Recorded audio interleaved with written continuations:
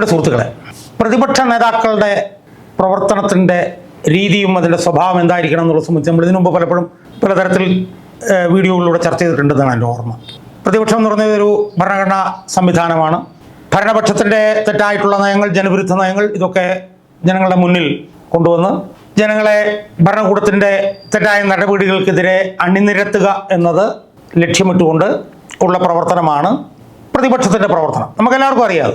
അത് ഇന്ത്യയിലായാലും മറ്റ് രാജ്യങ്ങളിലായാലും കേരളത്തിലായാലും ഒക്കെ തന്നെ അത് തന്നെയാണ് സ്ഥിതി. ആ പ്രതിപക്ഷത്തിൻ്റെ പ്രവർത്തനങ്ങൾ സംബന്ധിച്ച് വിമർശനങ്ങളും അല്ലാത്തതൊക്കെ ഉണ്ടായിട്ടുണ്ട്. പലപ്പോഴും സജീവമായി പ്രവർത്തിക്കുന്ന പ്രതിപക്ഷം ഉണ്ടായിട്ടുണ്ട്, സജീവമല്ലാതെ പ്രവർത്തിക്കുന്ന പ്രതിപക്ഷം ഉണ്ടായിട്ടുണ്ട്. ഇതൊക്കെ ഉണ്ടായിട്ടുണ്ട് കേരളത്തിൽ. ഇടതുപക്ഷം പ്രതിപക്ഷത്ത് ഇരുന്നിട്ടുണ്ട്, ഐക്യജനാധിപത്യ മുന്നണി പ്രതിപക്ഷത്ത് ഇരുന്നിട്ടുണ്ട്, പലരും പ്രതിപക്ഷ നേതാക്കന്മാരായി പ്രവർത്തിച്ചിട്ടുണ്ട്. അതിൽ സജീവമായി പ്രതിപക്ഷ നേതാവായി പ്രവർത്തിച്ചവരുണ്ട്. വി.എസ്. അച്യുതാനന്ദനൊക്കെ നമുക്ക് അതിൻ്റെ കൂട്ടത്തിൽപ്പെടുത്താം. എന്നാൽ നിർജീവമായി സജീവമല്ലാതെ പ്രവർത്തിച്ചവരൊക്കെ ഉണ്ട്. ഉമ്മൻചാണ്ടി, ആന്റണി, അങ്ങനെയൊക്കെ ഉള്ളവരൊക്കെ ആ നിലയിൽ നമുക്ക് വേണമെങ്കിൽ പെടുത്താം. സാധാരണഗതിയിൽ പ്രതിപക്ഷം സജീവമാകുന്നത് ഇടതുപക്ഷം പ്രതിപക്ഷമായിരിക്കുമ്പോഴാണ്. ഐക്യജനാധിപത്യ മുന്നണി പ്രതിപക്ഷത്തിരിക്കുമ്പോൾ പ്രതിപക്ഷ പ്രവർത്തനങ്ങൾ സാധാരണഗതിയിൽ സജീവമാകാറില്ല. ഇടതുപക്ഷത്തിൻ്റെ അത്ര സജീവമായി പ്രവർത്തിക്കുന്ന ഒരു പ്രതിപക്ഷം ഇതുവരെ ഈ ഐക്യജനാധിപത്യ മുന്നണിയുടെ ഭാഗത്തുനിന്ന് ഉണ്ടായിട്ടില്ല എന്നുള്ളത് വസ്തുതയാണ്. കേരളത്തിൽ കഴിഞ്ഞ 10 വർഷമായി UDF പ്രതിപക്ഷത്താണ്. 10 വർഷം അല്ലെങ്കിൽ 9.5 വർഷക്കാലമായി UDF പ്രതിപക്ഷത്താണ്. ആ കഴിഞ്ഞ 9.5 വർഷക്കാലം എടുത്ത് നോക്കിയാൽ UDFന് 2 പ്രതിപക്ഷ നേതാക്കന്മാരുണ്ടായിരുന്നു. അതിലൊരു പ്രതിപക്ഷ നേതാവിൻ്റെ പേര് ശ്രീമാൻ രമേശ് ചെന്നിത്തലയെന്നും ഇപ്പോഴത്തെ പ്രതിപക്ഷ നേതാവിൻ്റെ പേര് ശ്രീമാൻ VD സതീശനും എന്നാണ്. ഈ UDF നേതാക്കളുടെ പ്രതിപക്ഷ പ്രവർത്തനം സംബന്ധിച്ച് ഞാൻ ഒരുപാട് വീഡിയോകൾ ചെയ്തിട്ടുണ്ട്. അതിൽ വളരെ ശക്തമായും സുവ്യക്തമായും രമേശ് ചെന്നിത്തല എന്ന് പറഞ്ഞ പ്രതിപക്ഷ നേതാവിൻ്റെ പ്രവർത്തനം VD സതീശൻ്റെ പ്രവർത്തനത്തെക്കാൾ വളരെ വളരെ മെച്ചപ്പെട്ടതായിരുന്നു എന്നുള്ള എൻ്റെ ബോധ്യം ഞാൻ ഒരുപാട് വീഡിയോകളിലൂടെ ഞാൻ പറഞ്ഞു. അതിൻ്റെ ഭാഗമായി എന്നെ രമേശ് ചെന്നിത്തല പക്ഷക്കാരനായി വരെ കാണുന്നുണ്ട്. അത് കാണുന്നവർക്ക് അങ്ങനെ കാണുകയോ കാണാതിരിക്കുകയോ അതൊക്കെ അവരുടെ സ്വാതന്ത്ര്യം, ഞാൻ അതിലേക്കൊന്നും പോകും. പക്ഷേ VD സതീശൻ എന്ന് പറഞ്ഞ പ്രതിപക്ഷ നേതാവ് ഒരു വലിയ പരാജയമാണ് എന്ന് ഒരുപാട് തവണ ഞാൻ പറഞ്ഞിട്ടുണ്ട്. ഞാൻ പറഞ്ഞുകൊണ്ടും ഇരിക്കുകയാണ്. സുഹൃത്തുക്കളെ, എനിക്ക് ഇന്ന് ഈ വീഡിയോയിൽ കൂടി പറയാനുള്ളത് ശ്രീമാൻ VD സതീശൻ എന്ന് പറഞ്ഞ പ്രതിപക്ഷ നേതാവ് ഒരു ലോക പരാജയമാണ് എന്നാണ്. ഇതുവരെ ഞാൻ പറഞ്ഞതിനേക്കാളൊക്കെ വലിയ പരാജയമാണ് VD സതീശൻ എന്നാണ് എനിക്ക് ഇപ്പോൾ ഈ വീഡിയോയിലൂടെ പറയാനുള്ളത്.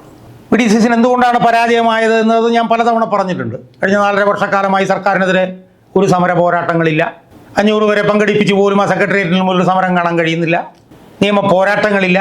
ഇനി നിയമ പോരാട്ടങ്ങൾ 1-2 നടത്തിയിട്ടുണ്ടെങ്കിൽ അതിലും പരാജയപ്പെട്ടിട്ടേ ഉള്ളൂ. ഇങ്ങനെ വാഗ്വാവിളികൾ നടത്താൻ കഴിയുമെന്നുള്ളതല്ലാതെ പ്രതിപക്ഷ നേതാവെന്നുള്ള നിലയിൽ അയാൾക്ക് ഒരു തരത്തിലും ഒരു സാന്നിധ്യം ഉറപ്പിക്കാനോ അടയാളപ്പെടുത്താനോ കഴിഞ്ഞിട്ടില്ല എന്നുള്ളത് ഒരുപാട് തവണ ഞാൻ പറഞ്ഞിട്ടുണ്ട്. പക്ഷേ എനിക്കിപ്പോൾ പറയാനുള്ളത് എല്ലാ സീമകളും ലംഘിച്ച് ഒരു പരാജയമാണ് താൻ എന്ന് VD സതീശൻ അർത്ഥശങ്കയ്ക്കിടയില്ലാത്ത വിധം തെളിയിച്ചിരിക്കുന്നു എന്നുള്ളതാണ്. സുഹൃത്തുക്കളെ, നമ്മൾ അഖിലേന്ത്യാ തലത്തിൽ എടുത്ത് നോക്ക്. അഖിലേന്ത്യാ തലത്തിൽ പ്രതിപക്ഷ നേതാവായിട്ടുള്ള രാഹുൽ ഗാന്ധി ബീഹാറിൽ ഉണ്ടാക്കിക്കൊണ്ടിരിക്കുന്ന ചലനങ്ങൾ സമാനതകളില്ലാത്തതാണ്. ഇന്ത്യയിൽ പറഞ്ഞാൽ അൺപ്രസിഡൻറ്റഡ് ആണ്. ബീഹാർ എന്ന് പറഞ്ഞ ആ പിന്നോക്ക സംസ്ഥാനത്ത് താഴെത്തട്ടിലെ ജനങ്ങളെ എല്ലാ അർത്ഥത്തിലും ഇളക്കി മറിച്ചുകൊണ്ട് രാഹുൽ ഗാന്ധി അവിടെ നടത്തുന്ന പ്രവർത്തനം. രാഹുൽ ഗാന്ധിയും എനിക്ക് തോന്നുന്നത് VD സതീശനുമൊക്കെ അതേ ഓരോ പ്രായക്കാരാണ്. പക്ഷേ രാഹുൽ ഗാന്ധി നടത്തുന്ന പ്രവർത്തനവുമായി താരതമ്യം ചെയ്യുമ്പോൾ ഇയാൾ എന്താണ് ഇവിടെ ചെയ്യുന്നതെന്ന് നമ്മളൊന്ന് ആലോചിച്ച് നോക്കൂ സുഹൃത്തുക്കളെ. എന്താണ് ഇവിടെ ചെയ്യുന്നത് ഇയാൾ? എത്രയോ വിഷയങ്ങൾ ഉയർന്നു വന്നിരിക്കുന്നു. അതൊക്കെ പറയാൻ പോയി കഴിഞ്ഞാൽ വിരലൊന്നും ഒതുങ്ങില്ല. M.R. അജിത് കുമാറിനെതിരായിട്ടുള്ള വിധി തിരുവനന്തപുരം വിജിലൻസ് കോടതിയിൽ നിന്ന് കഴിഞ്ഞ ദിവസം വന്നു. അതിൽ M.R. അജിത് കുമാറിനെ രക്ഷപ്പെടുത്താനുള്ള വിജിലൻസ് അന്വേഷണത്തിൽ ഒരു അദൃശ്യ ശക്തി ഇടപെട്ടു എന്ന് വിജിലൻസ് കോടതി ജഡ്ജി പറഞ്ഞിരിക്കുന്നു. ആലോചിച്ച് നോക്കണം. നമുക്കറിയാം, ഉമ്മൻചാണ്ടി ഭരിക്കുമ്പം വിജിലൻസ് കോടതിയിൽ നിന്ന് പാമുലും കേസുമായി ബന്ധപ്പെട്ടുകൊണ്ട് ഉമ്മൻചാണ്ടിക്കെതിരെ ഒരു വിധി വന്നപ്പോൾ ഉമ്മൻചാണ്ടി അപ്പം തന്നെ അഭ്യന്തരം ഒഴിയുകയായിരുന്നു. തിരുവഞ്ചൂർ രാധാകൃഷ്ണൻ ഏൽപ്പിക്കുകയായിരുന്നു. നമുക്കറിയാവുന്നു. ഇവിടെ M.R. അജിത് കുമാറിനെ രക്ഷപ്പെടുത്താൻ വേണ്ടി ഒരു അദൃശ്യ ശക്തി ഇടപെട്ടു എന്ന് വിജിലൻസ് കോടതി പറഞ്ഞിട്ടും ഈ VD സതീശനൊക്കെ എന്തൊക്കെയോ ഒരു പ്രസ്താവന നടത്തി എവിടെയൊക്കെയോ അയാൾ ഓടി ഒളിച്ചു. എവിടെയാണെന്ന് അയാളെ കാണാൻ പോലും ഇല്ല നമുക്ക്. അതാണ് ഇന്നത്തെ അവസ്ഥ. നമ്മൾ ഓർക്കുന്നില്ലേ 977 കരുണാകരൻ എങ്ങനെയാണ് രാജിവെച്ചത്? എന്തോ കള്ളത്തരം പറഞ്ഞു പരോക്ഷമായിട്ടുള്ള ഒരു നിലപാട് അന്നത്തെ ഹൈക്കോടതിയിൽ നിന്ന് വന്നിട്ടാണ് കരുണാകരൻ എന്ന് രാജിവെച്ച് പോയത്. KM മാണി രാജിവെച്ചത് എങ്ങനെയാണ്?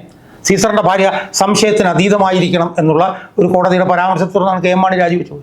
ആ സ്ഥാനത്ത് തൻ്റെ ഏറ്റവും അരുമ ശിഷ്യനായിട്ടുള്ള ഒരു ADGP രക്ഷപ്പെടുത്താൻ ഒരു അദൃശ്യ ശക്തി ഇടപെട്ടു എന്ന് തിരുവനന്തപുരം വിജിലൻസ് കോടതി ജഡ്ജ് അസന്നിഗ്ധമായി പ്രഖ്യാപിച്ചിട്ടും ഈ സതീശനൊക്കെ ഏത് മാളത്തിലാണ് വിളിച്ചിരിക്കുന്നത് എന്നെനിക്കറിയില്ല. അതിനെ തുടർന്ന് കഴിഞ്ഞ ദിവസം ഒരു വിധി വന്നു. 27-ാം തീയതി ഹൈക്കോടതി ഡിവിഷൻ ബെഞ്ചിൻ്റെ ഒരു വിധി വന്നു. ജസ്റ്റിസ് AK ജയശങ്കരൻ നമ്പ്യാരും ജോബിൻ സഭാസും കൂടെ ചേർന്ന് ചരിത്രപ്രധാനമായിട്ടുള്ളൊരു വിധി വന്നു. കേരളത്തിലെ പോലീസ് സേനയിലെ എക്കാലത്തെയും അഴിമതിക്കാരനായിട്ടുള്ള ടോമിൻ തച്ചങ്കരിയെ രക്ഷപ്പെടുത്താൻ പിണറായി വിജയൻ കൊണ്ടുവന്നൊരു ഉത്തരവെടുത്ത് ചവറ്റുകുട്ടെ കളഞ്ഞു ഹൈക്കോടതി. സുഹൃത്തുക്കളെ, ആലോചിച്ചു.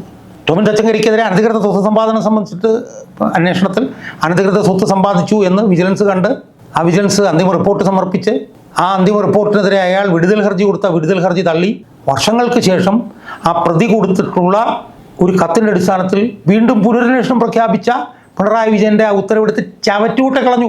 പിന്നെ ജസ്റ്റിസ് AK ജയശങ്കരൻ നമ്പ്യാരും ജോബിൻ സെബാസ്റ്റ്യനും കൂടി. ഇതിനപ്പുറത്ത് പിണറായി വിജയൻ രാജിവെക്കണമെന്ന് പറയാൻ ഇനി വേറെ എന്താണ് വേണ്ടത് സുഹൃത്തുക്കളെ? പോലീസ് സേനയിലെ ഏറ്റവും അഴിമതിക്കാരനായിട്ടുള്ള ഉദ്യോഗസ്ഥനാണ് ടോമിൻ തച്ചി. അയാൾക്ക് വേണ്ടി ചെയ്ത ഈ വൃത്തികേട് പിന്നെ ഹൈക്കോടതി എടുത്ത് ചവിട്ടിവിട്ട് കളഞ്ഞില്ല. ഇൻഡിസ്ക്രീഷനാണെന്നല്ലേ ഹൈക്കോടതി. ഇത്രയും വിവേകശൂന്യമായ ഭരണകൂടത്തിൻ്റെ തീരുമാനങ്ങൾ ഞങ്ങൾക്ക് അംഗീകരിക്കാൻ കഴിയില്ല എന്ന് ഹൈക്കോടതി പറഞ്ഞില്ല. അതിനെതിരെ ഒരു പ്രസ്താവന ഇറക്കാൻ ഇയാൾക്ക് കഴിഞ്ഞിട്ടുണ്ട് സുഹൃത്തുക്കളെ. എന്തിനാണ് അയാൾ അവിടെ തുടരുന്നത് എനിക്ക് മനസ്സിലാവുന്നില്ല. എന്താണ് അതിൻ്റെ യുക്തി എന്ന് മനസ്സിലാവുന്നു. എന്നിട്ട് പറയുകയാണ് സൂക്ഷിച്ചോണം, CPM സൂക്ഷിച്ചോണം, BJP സൂക്ഷിച്ചോണം. ഇതെന്താണ്? ഇത് പ്രതിപക്ഷ നേതൃസ്ഥാനമാണോ അതോ ഒരു തെരുവ് ഗുണ്ടായിസമാണോ ഇത്? ഇതാണോ പ്രതിപക്ഷ പ്രവർത്തനം? ഇനി അവർക്കെതിരെ തെളിവ് വരാനുണ്ട്, കേരളം ഞെട്ടുന്ന തെളിവ് വരാനുണ്ട് എന്നാണ് അദ്ദേഹം പറയുന്നത്. അങ്ങനെയാണെങ്കിൽ ആ തെളിവ് അങ്ങ് കൊണ്ടുവന്നാൽ പോരെ സുഹൃത്തുക്കളെ? അത് ഇതുവരെ വന്നില്ല എന്നുള്ളത് വേറെ കാര്യം. ബോംബ് ഒരു ഡാം സ്ക്വിബായി മാറി എന്നുള്ളതാണ് വസ്തുത. ബോംബ് ഒരു നനഞ്ഞ പടക്കമായി മാറിപ്പോയി എന്നുള്ളതാണ് വസ്തുത. ഇപ്പം അദ്ദേഹം പറഞ്ഞ് ഞാൻ അങ്ങനെയൊന്നും പറഞ്ഞിട്ടില്ല. എന്തൊരു നാണം കെട്ട അവസ്ഥയാണെന്ന് ആലോചിച്ചു. എന്തൊരു നാണം കെട്ട അവസ്ഥയാണിത്. എന്തെങ്കിലും തെളിവുണ്ടെങ്കിൽ ആ തെളിവ് ഒരു പത്രസമ്മേളനത്തിൽ കൂടെ കൊണ്ടുവന്നാൽ പോരെ? എന്തൊരു നാണം കെട്ട പ്രതിപക്ഷ പ്രവർത്തനമാണിത്. PS അച്യുതാനന്ദൻ്റെ കാലത്തൊക്കെ നടന്ന പ്രതിപക്ഷ പ്രവർത്തനത്തിൻ്റെ 1,00,000 എങ്കിലും ഇപ്പോൾ പ്രവർത്തിക്കാൻ ഇവർക്ക് കഴിയുന്നുണ്ട് സുഹൃത്തുക്കളെ. അതുകൊണ്ട് VD സതീശൻ ഒരു പരാജയമല്ല, ലോക പരാജയമാണ് എന്നാണ് ഇപ്പോൾ നടക്കുന്ന സംഭവവികാസങ്ങളിൽ കൂടി അടിക്കടി തെളിഞ്ഞുകൊണ്ടിരിക്കുന്നത് എന്നാണ് എനിക്ക് സൂചിപ്പിക്കാറുള്ളത്.